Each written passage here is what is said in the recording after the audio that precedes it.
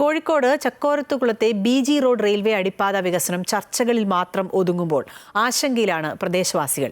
ഇടുങ്ങിയ അടിപ്പാതയിലൂടെ ദുരിതയാത്ര തുടരുന്ന ഇവർ പുതിയ അടിപ്പാത വേണമെന്ന ആവശ്യവുമായി അധികാരികളെ സമീപിക്കാൻ തുടങ്ങിയിട്ട് വർഷങ്ങളായി. ഒരു ആംബുലൻസെങ്കിലും നല്ല രീതിയിൽ കടന്നു പോകാൻ കഴിയുന്ന അടിപ്പാത വേണം എന്നാണ് ഇവരുടെ ആവശ്യം.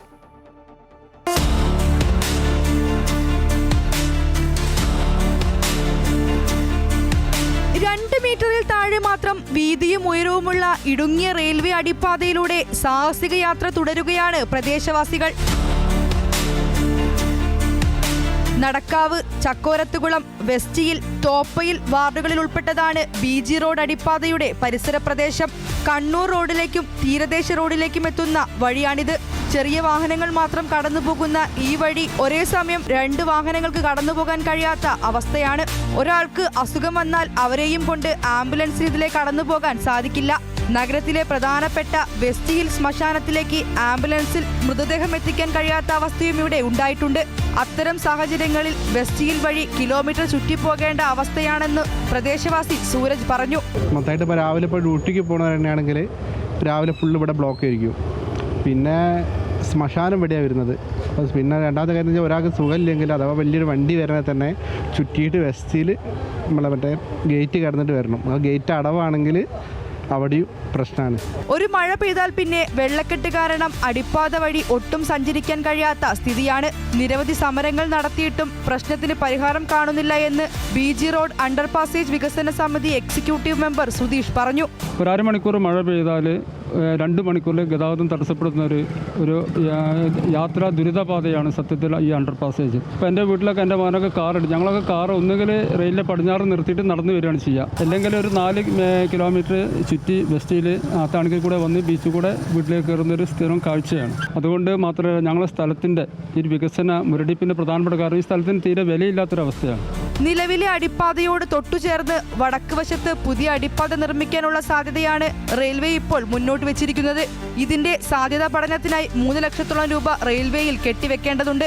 കോർപ്പറേഷൻ ഫണ്ടിൽ നിന്നും തുക അനുവദിച്ചാൽ വൈകാതെ തന്നെ പ്രശ്നം പരിഹരിക്കാമെന്നാണ് പ്രദേശവാസികളുടെ പ്രതീക്ഷ. ഇതിനായി ഇവർ കോർപ്പറേഷനിൽ നിവേദനവും സമർപ്പിച്ചിട്ടുണ്ട്.